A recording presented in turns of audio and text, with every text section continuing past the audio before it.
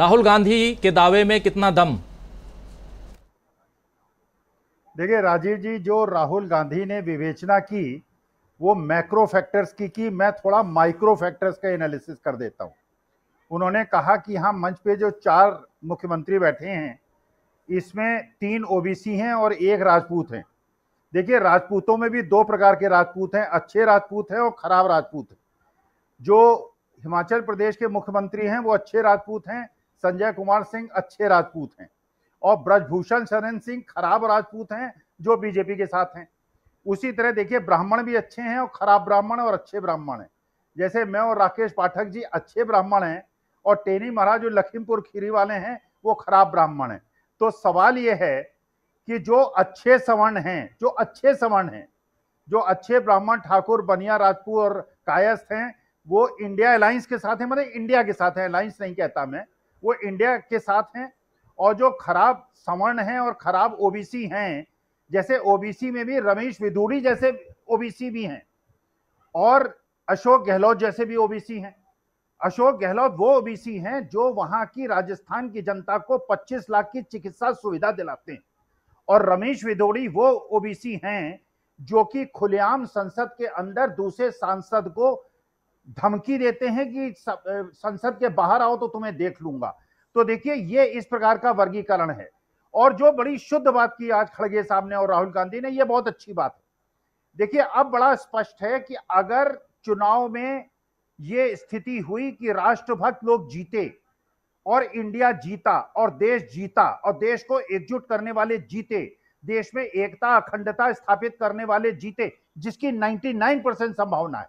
और राहुल गांधी ने कहा कि शायद अभी सत्ता पक्ष को नहीं पता है कि यह स्थिति होने वाली, उनको पता है, इसलिए वो बहुत ज्यादा विचलित हैं। तो उसके बाद देश के अंदर यह पता होगा कि किसकी स्थिति कैसी है।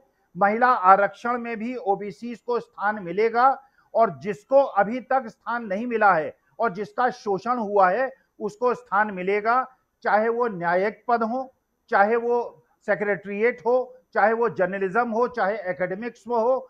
जहां भी उन लोगों को स्थान नहीं मिला है उनको स्थान मिलेगा। और ओबीसी को, दलितों को, आदिवासियों को और एक आश्वासन देना होगा, अगर देश को संगठित रखना है और हिंदू समाज को, सनातन धर्म को पूरे विश्व में जो उसकी असली व्याख्या है उसको विश्व तक पहुंचाना है, तो ये जो छूत छात है इसे बंद करना होगा।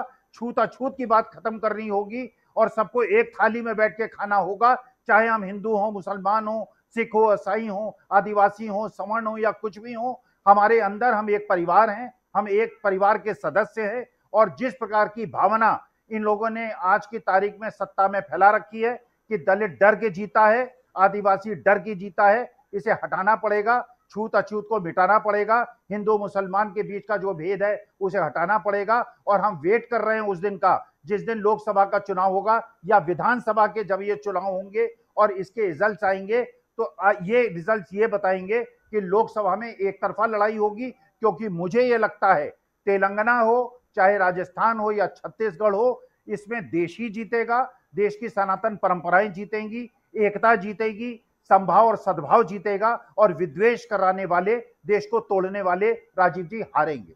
जी, जो हिंदू और हिंदुत्व की रक्षा करती है।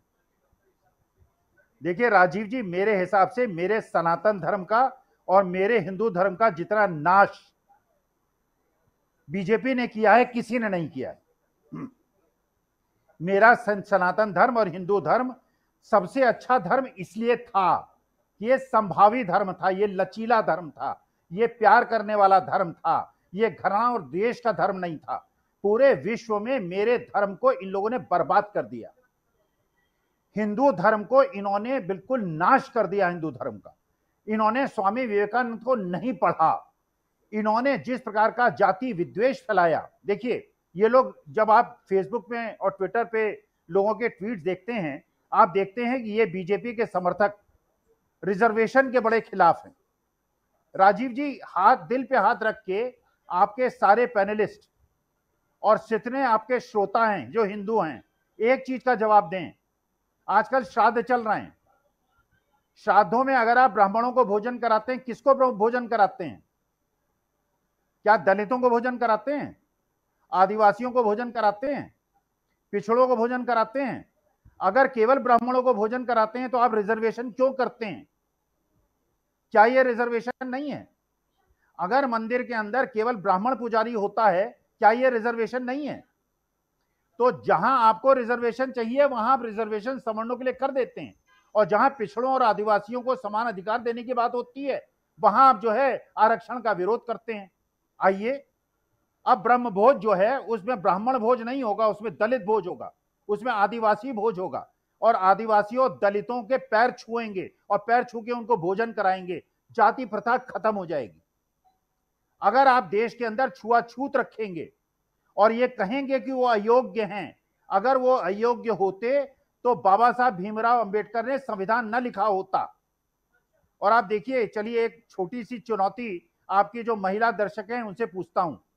एक लड़का था आज जो गाना गाते थे, आज से 2 साल पहले, बड़े गरीब घर का लड़का, घर में खाने को नहीं था, सबसे अच्छा गायक वो मुसलमान लड़का निकला था, और आजकल भी वो कंपटीशन चल रहा है।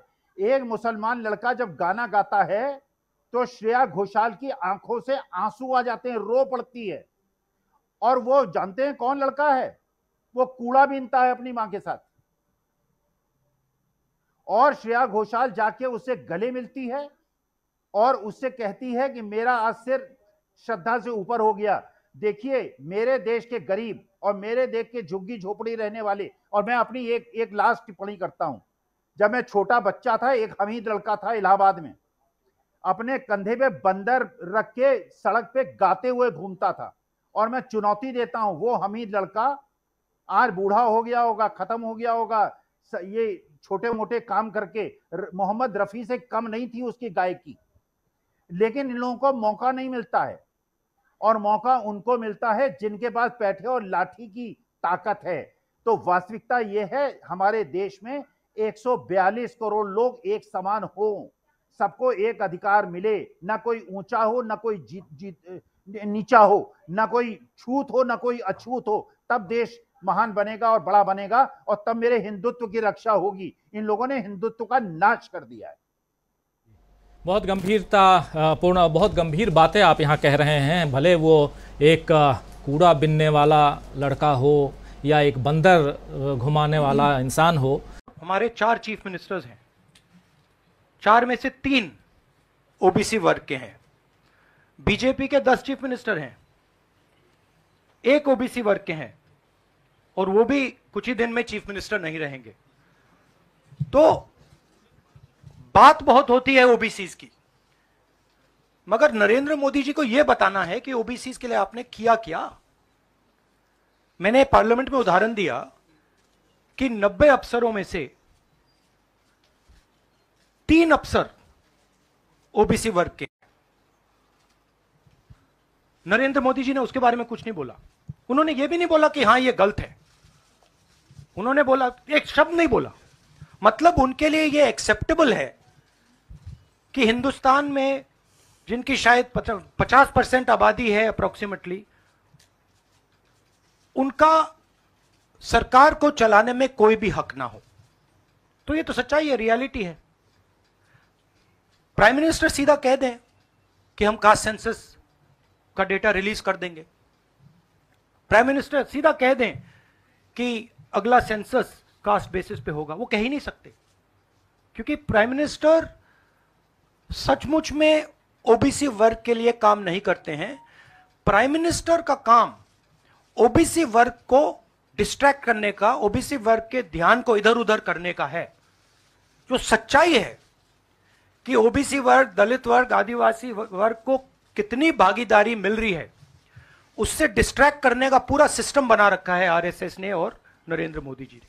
और नरेंद्र मोदी जी उनके मेन इंस्ट्रूमेंट है, मतलब सेंट्रल औजार हैं। उनका यही काम है कि भैया ओबीसी की भागीदारी ना हो, ध्यान इधर उधर जाता जाए।